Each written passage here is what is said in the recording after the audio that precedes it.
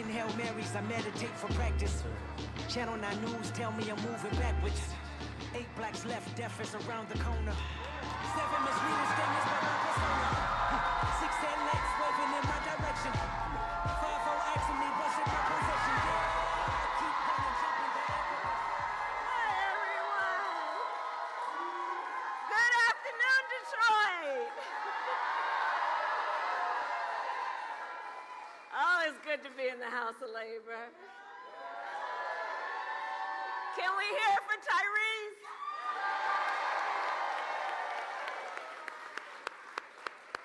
Tyrese, I want to thank you for your extraordinary leadership and all of your words and the heart and soul that you put into your work, like I know all the members of LIUNA and everyone here does every day, because we love our country and we know what is at stake. Thank you, Tyrese. Thank you. So it is so good to be with so many incredible leaders and elected officials who are here. Governor Whitmer was here earlier, Senator Stabenow. Your next United States Senator, Representative Elisa Slotkin. And I always want to thank Representatives Dingell.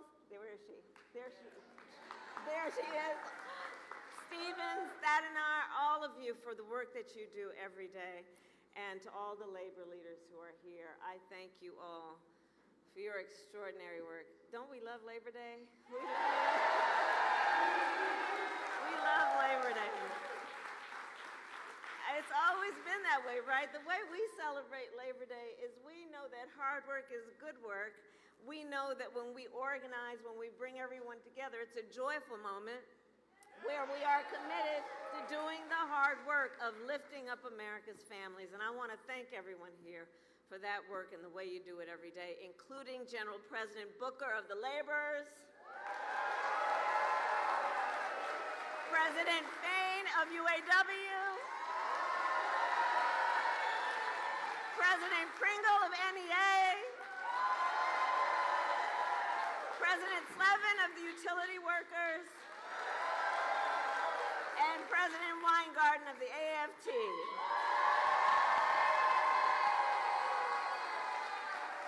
And thank you to all of the union members who are here this afternoon.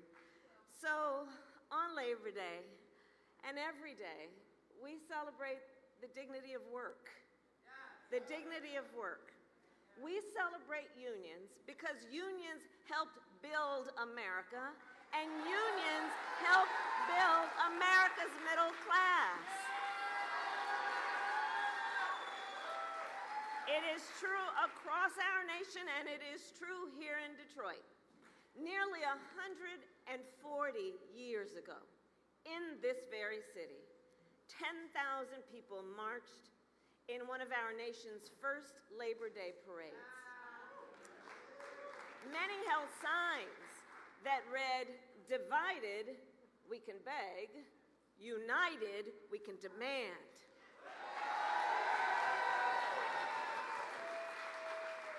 For generations in Detroit and across our nation, the brothers and sisters of labor have stood together to righteously demand fair pay, better benefits, and safe working conditions. And let me say, every person in our nation has benefited from that work. Everywhere I go, I tell people, look, you may not be a union member, you better thank a union member for the 5-day work week. You better thank a union member for sick leave. You better thank a union member for paid leave. You better thank a union member for vacation time.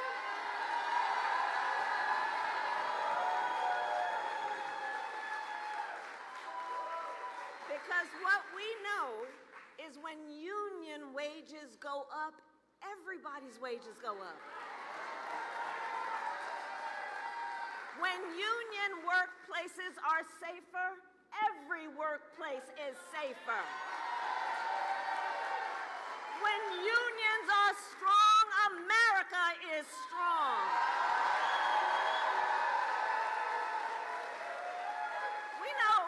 talking about? The labor movement has always understood the power of the collective and the power of unity.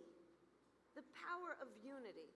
And while we are fighting so much nonsense that is about trying to divide our country, trying to pull us apart, look to what the history and the present of labor tells us about the power of the collective and unity.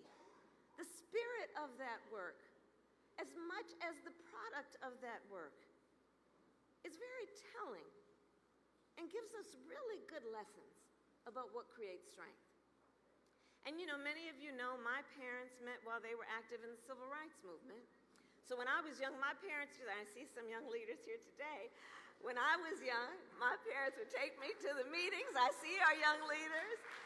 And take me to the marches. I was in a stroller. And from a very young age, I learned that when people stand together, when we join voices, knowing that the vast majority of us have so much more in common than what separates us, when we join those voices, we can drive extraordinary change, which is why I believe in my heart and soul, no one should ever be made to fight alone. We are all in this together. We are all in this together. But I'll tell you, I think that there has been a certain backward-thinking approach over the last several years, which is to suggest, them folks, to suggest that the measure of the strength of a leader is based on who you beat down, instead of what we know, the true measure of the strength of a leader is based on who you lift up. Who you lift up. That's the measure of the strength of a leader. Let's stop with the nonsense. And in this election, we all here know there are two very different visions for our nation. Ours, focused on the future. The other, focused on... Let's just get through the next 64 days. How about that?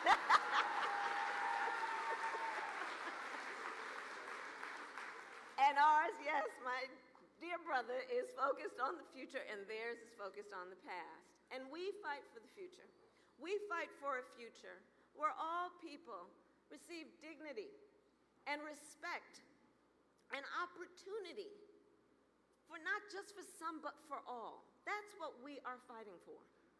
And so we are 64 days out from the election day, and in Michigan, mail-in absentee voting starts in 24 days. 24 days. So this election and our fight is a fight for the promise of America. A promise. I love you. And ours is a fight for the promise of America, a promise of freedom, of opportunity, and justice, not just for some, but for all. But what we know is as we fight to move our nation forward, Donald Trump intends to pull us back to the past. But we're not going back. We are not going back. We're not going back. We're not going back. We're not going back. We're not going back. We're not going back. We're not going back. So, and we know what that would look like, right? So, intends to pull us back, including back to a time before workers had the freedom to organize. As president, we will always remember Donald Trump blocked overtime benefits from millions of workers. Tyrese talked a bit about this. And a opposed efforts to raise the minimum wage. He appointed union busters to the National Labor Relations Board. And he supported so-called right-to-work laws. And if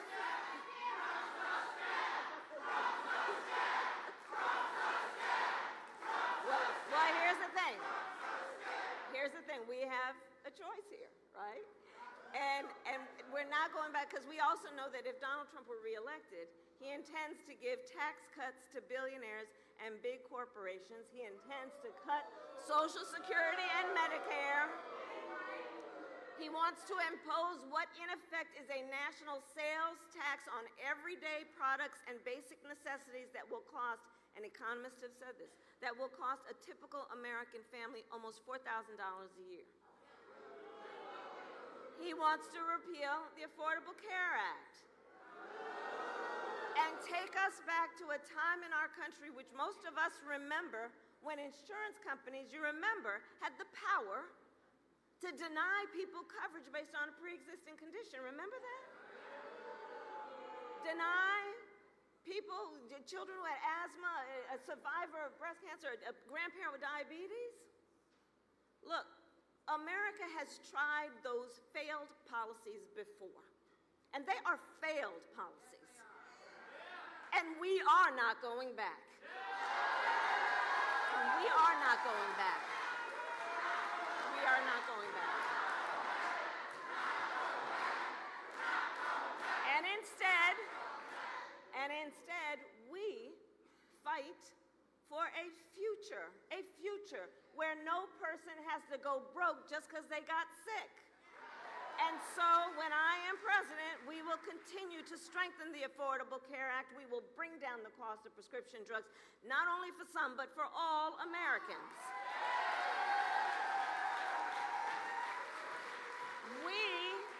We fight for a future where every worker has the freedom to organize. And so when I am president, we will pass the PRO Act and end union busting once and for all.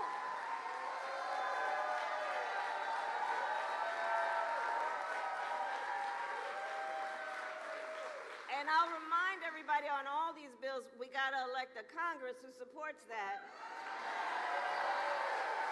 to be able to actually get that work done. We fight for a future where every person has the opportunity not just to get by, but to get ahead.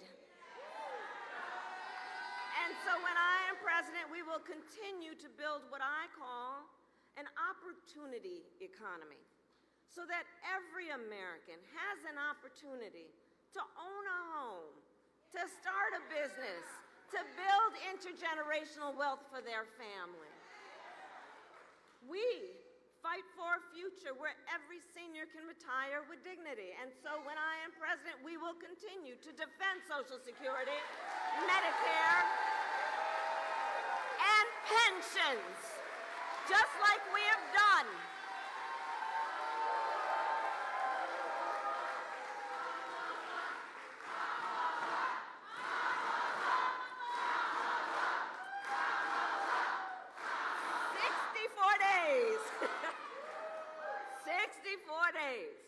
The most important election of our lives, and probably one of the most important in the life of our nation. And here's what I'd say to all the brothers and sisters assembled. We know this is going to be a very tight race, to the very end. We know, and I got your back, but I'm telling you, we know how they play. We know what they do. So let's not pay too much attention to the polls.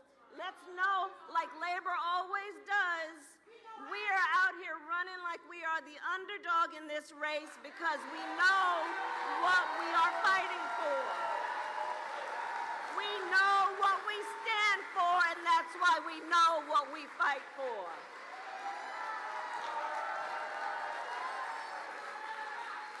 And we got some hard work ahead of us, but again, we all like hard work because hard work is good work. And to do that hard work, I'm going to count on everyone here, all the leaders here, for your work, for your organizing, knocking on doors, and getting folks to the polls. Because put bluntly, Michigan, y'all know how to win. You know how to win. You know how to win. So today I ask Detroit, Michigan, are you ready to have your voices heard? Do we believe in freedom? Do we believe in opportunity?